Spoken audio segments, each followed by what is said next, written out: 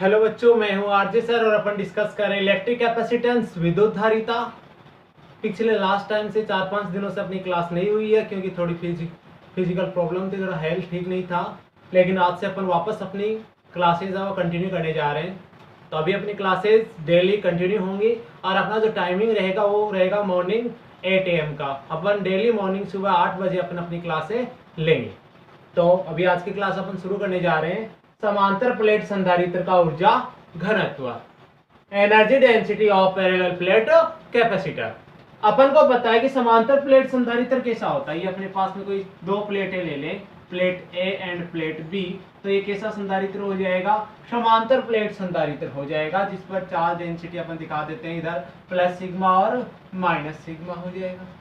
तो ये पृष्ठीय आवेश घनत्व तो इधर प्लस सिग्मा हो गया, इधर माइनस सिग्मा हो गया है। अपन को क्या निकालना है? ऊर्जा घनत्व निकालना है। ऊर्जा कितनी होती है अपने पास में? Q²/2 से अपने लास्ट लेक्चर में अपन ने यही डिस्कस किया था। Q²/2c चाहिए तो सबसे पहले अपन को पता होना चाहिए कि समांतर प्लेट संधारित्र के लिए आवेश का मान कितना होगा और समांतर प्लेट संधारित्र की धारिता कितनी होगी। तो धारिता अपन को पता है समांतर प्लेट संधारित्र की कितनी होती है, ε0A/d होती है। लेकिन आवेश अभी तक अपने पास में नहीं है, जो अपन को यहाँ पर फाइंड करना होगा। तो अपन शुरू करते हैं। समांतर प्लेट संधारित्र का ऊर्जा घनत्व है। मान लो कि इन प्लेटों का क्षेत्रफल A ले लें। क्या लिया अपन ने? प्लेटों का क्षेत्रफल A ले लिया है। अब इस प्लेटों का क्षेत्रफल A ले लिया, आवेश अपन इनको क्यों दे दें? इधर प्लस क्यों हो जाएगा, इधर माइनस क्यों हो जाएगा? क्यों आवेश से इनको अपन ने आवेशित कर दिया है। तो इसके लिए विद्युत क्षेत्र की तीव्रता E बराबर क्या हो जाएगी? चालक प्लेटें हैं ये, तो विद्युत क्षेत्र की तीव्रता गॉस के नियम में अपन ने सोल्व की थी। क्या हो जाएगी? E बराबर सिग्मा अपॉन एप्सिलॉन नॉट। और इस सिग्मा का मान पृष्ठीय आवेश घनत्व है, और पृष्ठीय आवेश घनत्व सिग्मा बराबर क्या होता है? Q/A।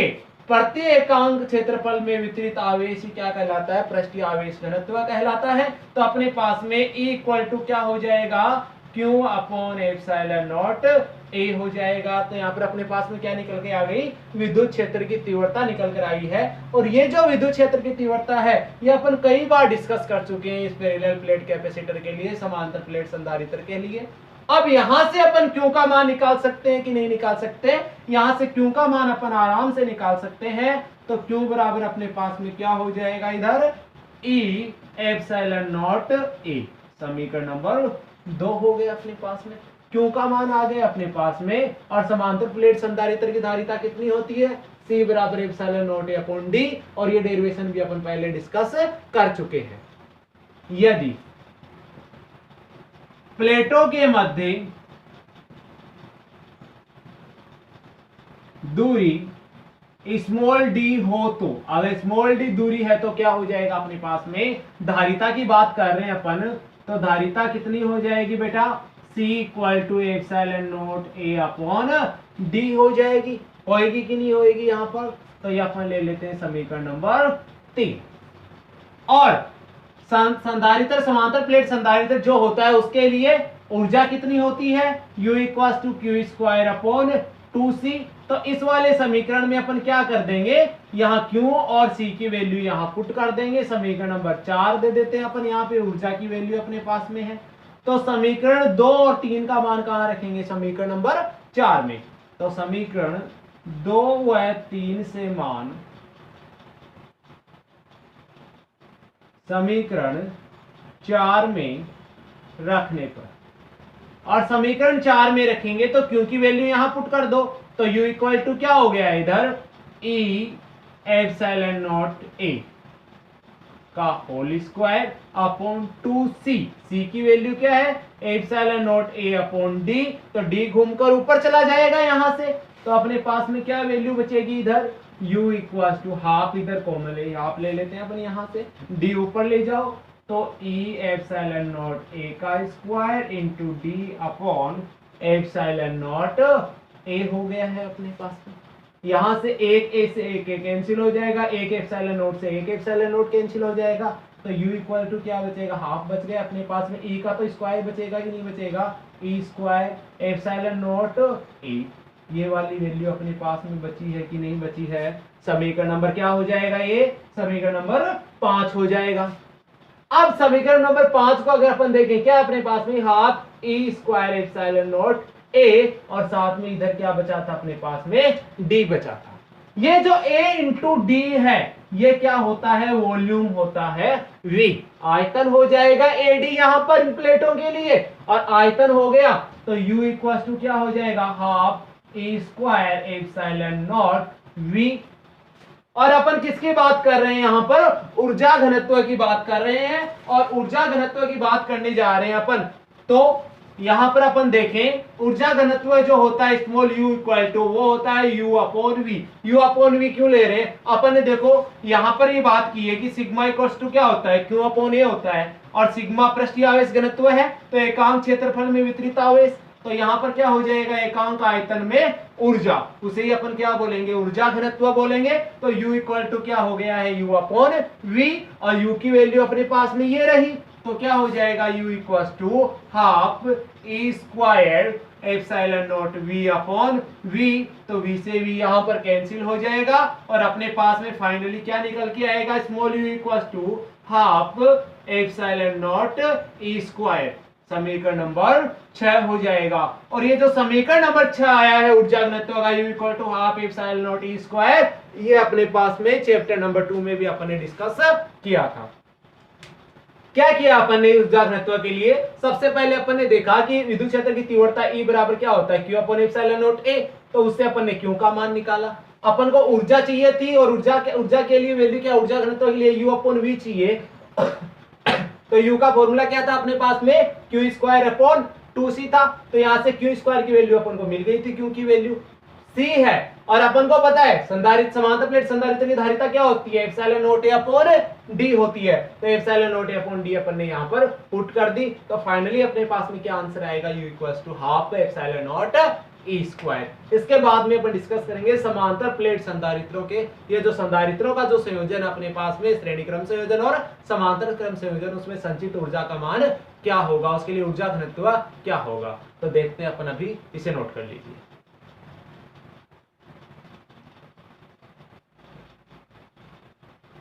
हाँ तो बच्चों अभी अपना जो अगला टॉपिक है वो है कि संधारित्रों के संयोजन में संचित ऊर्जा, जो अपन अलग अलग संयोजनों के लिए देखेंगे, एक तो श्रेणी क्रम संयोजन में और एक समांतर क्रम संयोजन में। सबसे पहले अपन श्रेणी क्रम संयोजन की बात करेंगे, उसके बाद में समांतर क्रम संयोजन की। अपन देखें श्रेणी क्रम संयोजन के लिए संधारित्रों की धारिता, जो तुल्य धारिता अपने पास में आती है वो कितनी आती है, 1/CS equal to 1/C1 plus 1/C2 plus 1/C3 plus ऐसे ही प्लस 1/CN तक अपन n संधारित्रों के लिए काम में यहां ले सकते हैं। ये तो अपने पास में तुल्य धारिता थी।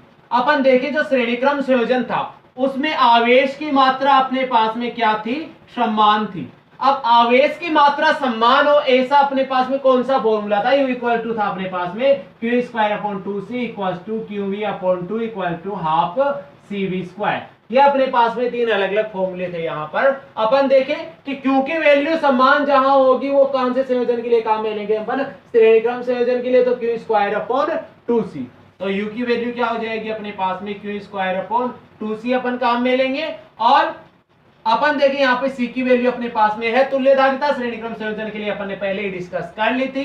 तो U इक्वल टू क्या आ जाएगा अपने पास में, Q square upon 2 into 1/C, तो U equal to Q square upon 2 और 1/CS, इसकी वैल्यू क्या है 1/C1 plus 1/C2 plus 1/C3 plus dot dot dot 1/CN।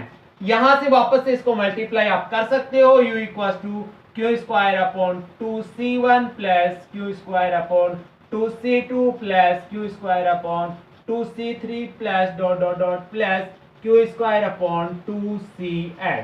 इसका मतलब ये वाली ऊर्जा कौन से संधारित्र के लिए, पहले संधारित्र के लिए तो क्या हो जाएगी U1 हो जाएगी, ये दूसरे के लिए और ये तीसरे संधारित्र के लिए। कंटिन्यू अपन n संधारित्रों की ऊर्जा यहां से देख सकते हैं। तो कुल ऊर्जा U इक्वल टू क्या हो जाएगा यहाँ पर U1 plus U2 plus U3 plus dot dot dot plus UN। ये जो ऊर्जा आई है अपने पास में कौन से संयोजन के लिए आई है, श्रेणी क्रम संयोजन के लिए। क्या किया अपन ने, श्रेणी क्रम संयोजन के लिए तुल्य धारिता होती है अपने पास में 1/C1 plus 1/C2 plus 1/C3 plus dot dot dot plus 1/CN। क्योंकि वैल्यू श्रेणी क्रम संयोजन में समान होती है तो U इक्वल टू अपन फॉर्मूला कौन सा लेंगे यहाँ पर Q स्क्वायर अपॉन 2c काम में लेंगे तो 1/q² 2 इंटू 1/c सीरीज हो गया है ये। तो यहाँ पर अपन 1/c सीरीज की वैल्यू यहाँ पर पुट कर देंगे। इसके बाद में बात करें समांतर क्रम संयोजन में, और समांतर क्रम संयोजन में तुल्य धारिता Cp बराबर C1 plus C2 plus C3 plus dot dot dot plus Cn होती है। और अपन को साथ ही पता है जो समांतर क्रम संधारित्र जो अपने पास में होता है उसके लिए किसका मान समान होता है। अब यहाँ आवेश का मान तो समान नहीं हो सकता, यहाँ पर विभवांतर का मान समान होता है। अगर विभवांतर का मान समान है तो फॉर्मूला कौन सा काम में लेंगे, हाफ CV²। तो ऊर्जा U इक्वल टू क्या काम में लोगे आप, हाफ CV² काम में लोगे। तो CPV² हो गया, क्योंकि ये जो तुल्य धारिता है कौन से संयोजन के लिए है, समांतर क्रम संयोजन के लिए अपने पास में है। तो यहाँ पर अपने पास में U इक्वल टू क्या हो जाएगा, हाफ, और Cp की वैल्यू क्या अपने पास में C1 plus C2 plus C3 plus dot dot dot plus Cn into V²। तो यहाँ पर ब्रैकेट को ओपन कर लो, half C1V² plus half C2V² plus half C3V² plus dot dot dot plus half CnV²।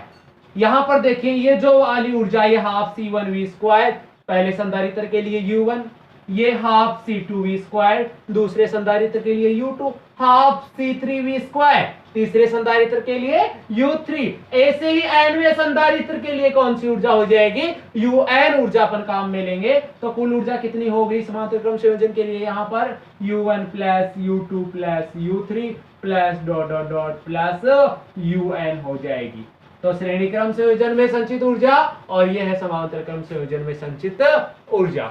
इसके बाद में अपन अगले लेक्चर में जो डिस्कस करेंगे वो होगा आवेशों का पुनर्वितरण और ऊर्जा हानि। यहां तक इन टॉपिक में, आज वाले टॉपिक में जो भी आज के लेक्चर में आपको कोई भी डाउट हो तो आप कमेंट करके पूछ सकते हैं, कांटेक्ट कर सकते हैं डिस्क्रिप्शन में दी हुई लिंक्स पर। अपनी स्टडी को कंटिन्यू रखिए, कल से कंटिन्यू अपन मिलेंगे एग्जैक्ट मॉर्निंग 8 AM सुबह 9 बजे। थैंक यू, जय हिंद।